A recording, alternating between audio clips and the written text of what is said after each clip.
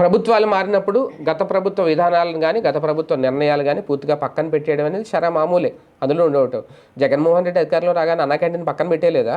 అప్పట్లో తెలుగుదేశం పార్టీ అన్నా క్యాంటీన్ పేరుతో మొత్తం అందరికీ అన్నం పెడుతున్నా, మళ్ళీ అధికారంలోకి వస్తే మనం అన్ని చోట్ల క్యాంటీన్లు పెడతామని చెప్పుకుంటే ఈయన రాగానే అన్నా క్యాంటీన్ తీసేశారు.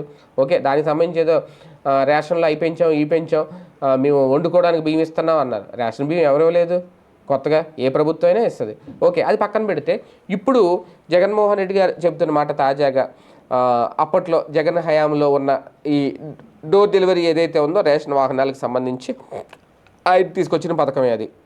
ఇప్పుడు ఆ డోర్ డెలివరీ అనేది నిలిపేస్తున్నారు అనేది. ఓకే, అది స్వయంగా ఆయనే చెప్పారు. ఎవరు? పౌర సరఫరాల శాఖ మంత్రి. ఎందుకు అంటే రేషన్ షాపులు లేకపోవడం వల్ల ఈ రేషన్ వాహనాల ద్వారా బియ్యం అక్రమ రవాణా జరుగుతోంది అనేది.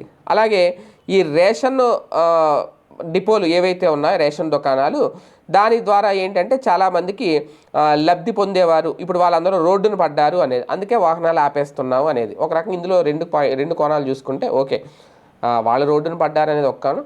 రెండోది మరి ఇప్పుడు ఆ రేషన్ వాహనాల మీద ఇద్దరు ఆధారపడి ఉన్నారు కదా, వాళ్ళని కూడా రోడ్డును పడతారుగా. చాలామంది లోన్ పెట్టి తీసుకున్నారు వెహికల్స్. వాళ్ళు ఏం చేయాలి రేపటి నుంచి? వాళ్ళకి ఏమైనా వేరే దారి చూపిస్తారా? చూపిస్తే ఓకే.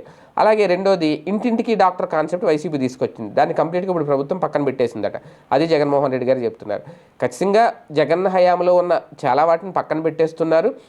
మొన్న కూడా అలాగే ఆర్ఫే జోన్లో స్థలాలు ఇచ్చారు అమరావతి ప్రాంతాల్లో, గుంటూరు కృష్ణా జిల్లాలకు సంబంధించి.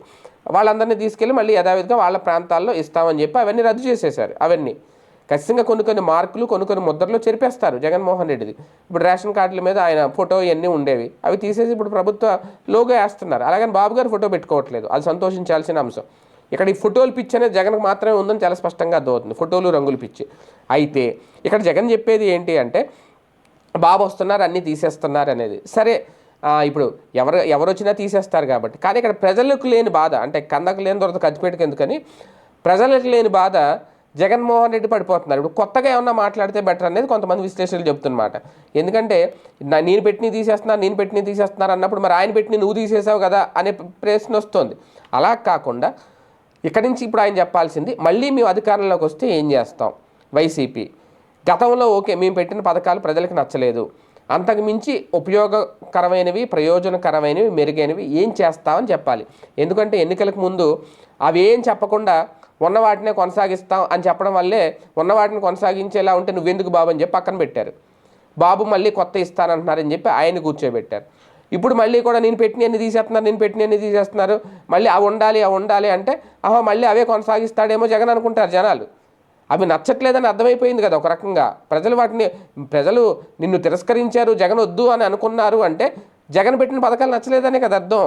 ఇక్కడ మళ్ళీ మధ్యలో ఇందులో ఈవీఎంల గురించి ఓడిపోయాడు, ఈ సోదంతా వద్దా, ఇంకా అవన్నీ పక్కన పెట్టేయాలి.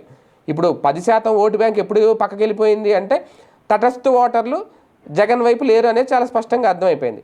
తటస్థ ఓటర్లు ఎవరైతే ఉంటారో వాళ్ళు ఎటువైపు ఉంటే ఆ ప్రభుత్వం వస్తుంది. వాళ్ళని లాక్కోగలిగింది 2019లో జగన్మోహన్ రెడ్డి గారు వైసీపీ.